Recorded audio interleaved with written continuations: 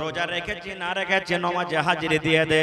নামাজ যদি মাগরিবে না পড়িতে যাস তাহলে গ্রামের লোকেরা বলবে, মন্ডল বলবেন, মৌলানা খতিব সাহেব বলবেন, এই দেখ আব্দুল্লাহ নামাজ পড়িতে এলো না, এর মানে রোজাটা রাখেনি। আব্দুল সত্তার নামাজ পড়িতে এলো না, এর মানে রোজাটা রাখেনি। চল চল মসজিদের ভিতরে চল, চল মসজিদের ভিতরে চল, কারণ মাগরিবের টাইমে নামাজ পড়তে গেলে লোকেরা যেন বলে রোজা রেখেছে বলে নামাজ পড়িতে এসেছে। আল্লাহ রাসূল বলেছেন, ও আমার উম্মতরা শুনে নাও, আল্লাহ রাব্বুল আলামিন কোরআনে বলেন, এটা হলো লোক দেখানো নামাজ রে। এটা মানুষকে রাজি করার জন্য নামাজ পড়ে, আল্লাহকে রাজি করার জন্য নামাজ পড়ে না। এরকম নামাজিরা নামাজ পড়ে আল্লাহর জাহান্নামে যাবে। ইবাদতটা তো ভালো, নামাজ পড়াটা ভালো, কিন্তু দেখেন অন্তরখানটা কিন্তু তার অন্যদিকে চলে গেল, রিয়াকারীর দিকে চলে গেল, যার কারণে লোকটা কোথায় যাবে? নামাজ পড়া পরও জাহান্নামে চলে যাবে। ভাই মুসলমান, আজকে হলো আল্লাহর ঘরের জন্য জালসা, মসজিদের জালসা। ভাইরে, এখানে কোন হাজী সাহেব আছেন এখানে কেউ মজলিসের ভিতরে? নেই কেউ হাজী সাহেব। হজ করবেন ভাই, ইনশাআল্লাহ দেখতে পাবেন। যে জায়গাতে মদিনাতে একটা মসজিদ বানা আছে, মসজিদে নববী, নাম শুনেছেন আপনারা, মদিনাতে আছে। নবীজি যখন হিজরত করে মক্কা থেকে মদিনা চলে গেলেন, ওখানে নামাজ পড়িতে হবে, মসজিদ নেই। মুসলমানের মান, মুসলমানের শান, মুসলমানের জান হলো মসজিদ। যেখানে মুসলমান আছে ওখানে মসজিদ থাকবে। নবীজি হিজরত করে চলে গেলেন মদিনায়, মদিনাতে কিন্তু মসজিদ নেই, নামাজ তো পড়িতে হবে। আপনারা যেমন বসে বসে জালসা শুনছেন, সাহাবায়ে কেরামকে নিয়ে নবীজি বসে গেলেন। বসে যাওয়ার পর নবীজি বললেন একটা মসজিদ বানাইতে হবে। আজকে যেমন বসেছেন মসজিদে জায়গা হয় না, লোক হয়েছে, মসজিদ ছোট পড়ে গেছে, মসজিদ বানাইতে হবে। এই জন্য আজকে আপনারা জালসা লাগিয়েছেন। দয়ার নবী সাহাবায়ে কেরামকে নিয়ে বসে গেলেন, ও আমার সাহাবার দলেরা, আল্লাহর একটা ঘর বানাইতে হবে, আল্লাহর এখন মসজিদ বানাইতে হবে। আল্লাহ রাব্বুল আলামিনের ইবাদত করার জন্য আল্লাহর ঘরে একটা দরকার আছে, মসজিদ বানাইতে হবে।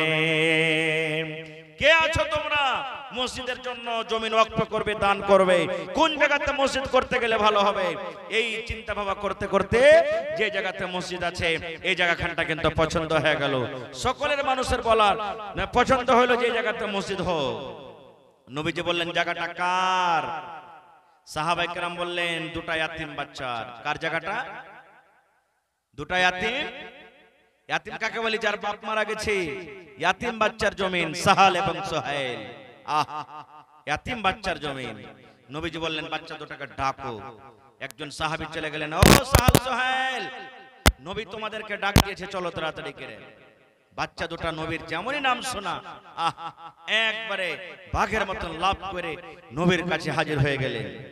এবার নবীজি বললেন, ও সাহাল সোহেল, তোমরা শুনে নাও বাবারে, এই জমিনটা হলো কার?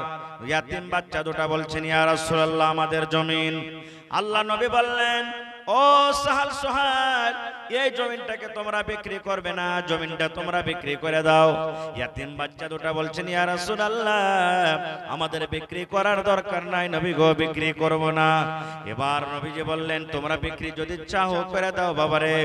এবার বাচ্চা দুটা বলছেন, ইয়া রাসূলুল্লাহ জমিন কিনে কি করবেন?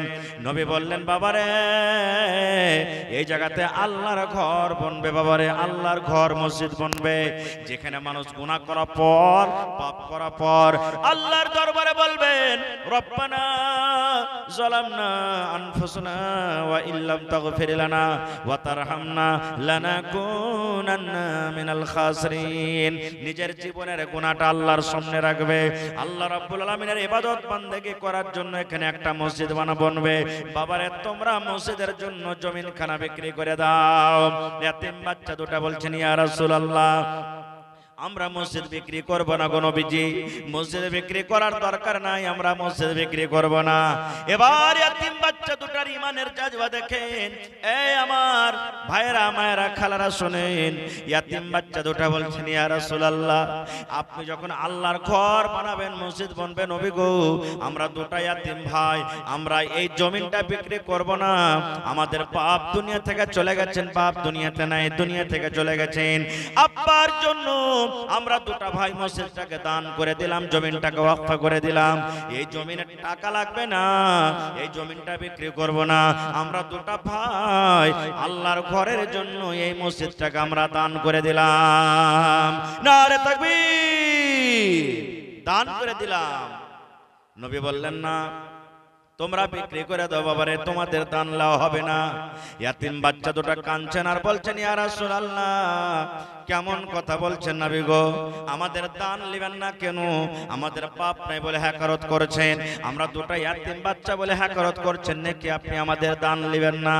আল্লাহ রাসূল বললেন ও বাবা থাম, তোমরা শুনো রে, তোমরা দুটো ইয়াতিম বাচ্চা, তোমাদের পাপ নাই বলে তোমাদের দানটাকে হ্যাকারত করছে এরকম কোনো কথা নয় রে।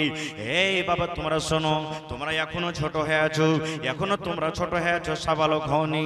আজকে যদি তোমরা আল্লাহর ঘরের জন্য দান খান করে দাও, মসজিদ দিয়ে আল্লাহর ঘরের জন্য জমিন দান করে দাও, তাহলে পরেকার লোকেরা যখন পরে কোনো এমন মানুষ আসবে তখন আমার পরে কলঙ্ক লাগাবে, দাগ লাগাবে, ইলজাম লাগাবে, দেখো তোমাদের নবী কেমন রে, দুটা ইয়াতিম বাচ্চার কাছ থেকে জবরান কেড়ে মসজিদ ওখানে বানিয়ে দিয়েছে।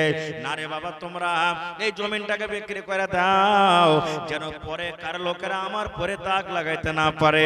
নবীজি হযরত আবু বকর রাদিয়াল্লাহু তাআলা আনহু, যেটা নবীজির এক নম্বর দোস্ত বন্ধু আর একদিক থেকে হলেন শ্বশুর, আল্লাহ রাসূল আবু বকরকে বললেন আবু বকর, এই মদিনার গলিতে গলিতে তুমি তলাশ করো, লোকেদের সাথে তুমি পাতা করো, এই জমিনটার দাম কত হইতে পারে, এই জমিনটা কত টাকাতে বিক্রি হইতে পারে, যত টাকা লাগবে পয়সা লাগবে আবু বকর তুমি এই ইয়াতিম বাচ্চা দুটাকে তুমি হিসাব করে দিয়ে দাও। নারে তাকবীর। নবী তোমার নাম শুনিয়া পাগলে আমার মনটা গো, নবী একবার দেখা দিও গো। নবী তোমার নাম শুনিয়া পাগলে আমার মনটা গো, নবী একবার দেখা দিও গো, নবী একবার দেখা দিও গো। নবী তোমার নাম শুনিয়া পাগলে আমার মনটা গো, নবী একবার দেখা দিও গো। হাসরেতে দিও গো দেখা, দেখব নয়ন ভরে গো। কিয়ামতে দিও গো দেখা, দেখব নয়ন ভরে গো, নবী একবার দেখা দিও গো।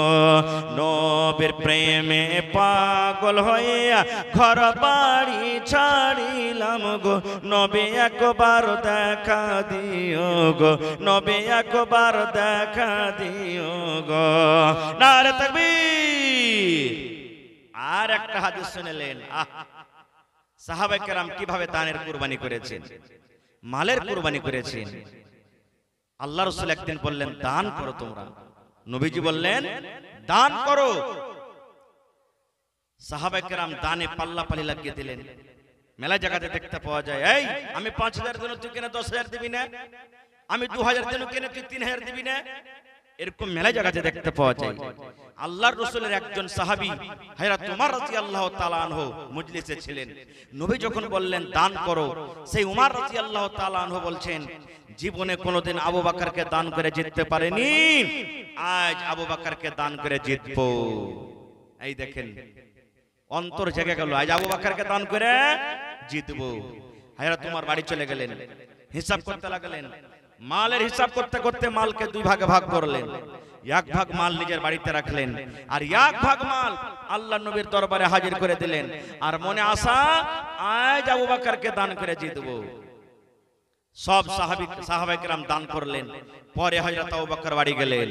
বাড়ি যাওয়ার পর বিবিকে বলছেন, বিবি আল্লাহর রাসূল বলেছেন দান করতে হবে, কিছু আছে বাড়িতে, গরিব মানুষ ভাই, কিছু নাই।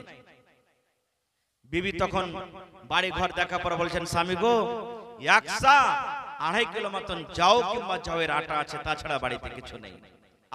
একটা এত বড় সাহাবী যদি 1.5 কিলো মতন যাও কিংবা যাওয়ের আটা যদি নিয়ে যা হাজির করবেন, কত লজ্জা লাগবে, শরম লাগবে যে দেখো হযরত আবু বকর মাত্র অল্প দান করছেন।